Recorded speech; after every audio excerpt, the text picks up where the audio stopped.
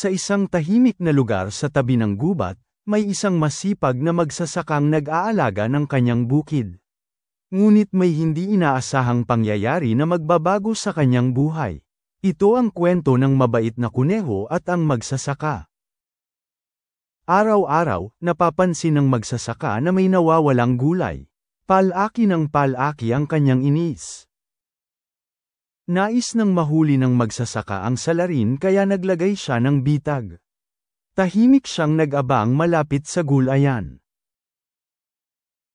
Ang kuneho na si Lunti ay ayaw ng gulo at ayaw may masaktan. Nagpasya siyang kausapin ang magsasaka.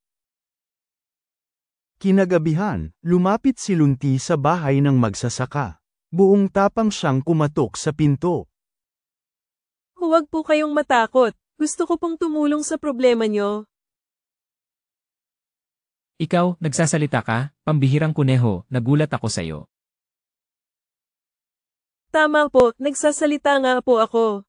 Hayaan niyo po at kakausapin ko and iba pang mga hayop, pangako po. Nangako si Lunti na babantayan ang bukid. Bagamat nagdadalawang isip, pumayag ang magsasaka.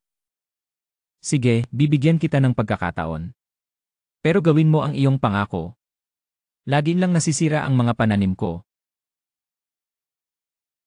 Binalaan ni Lunti ang ibang hayop na huwag nang kumuha ng gulay. Nakiusap siya at sila'y nakinig. Mga kaibigang hayop, may nais akong ipaalam sa inyo. Nagagalit and may-ari ng farm na ating pinagkukunan ng pagkain. Kailangan na narin tigilan ito. Kung hindi ay tayo rin ang mapapahamak. Nangako ako sa kanya na titigilan na natin ang pagkuha ng pagkain sa farm niya. Magtulong-tulong na lang tayo na maghanap ng bagong pagkukunan ng pagkain. Maraming salamat mga kaibigan at aasahan ko ang inyong kooperasyon. Muling naging tahimik ang bukid. Wala nang nasirang pananim. Masayang-masaya ang magsasaka at hindi makapaniwala na gagawin ng kuneho ang kanyang pangako.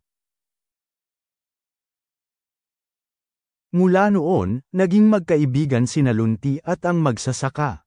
Natutunan nila na ang kabutihan at tiwala ay pwedeng mamulaklak saan man. Kahit ang pinakamaliit ay kayang gumawa ng malaking bagay at ito ang masaya nilang kwento. Kung nagustuhan mo ang kwento, huwag kalimutang i-like, mag-subscribe, at i-click ang bell para hindi ka mahuli sa susunod naming kwento.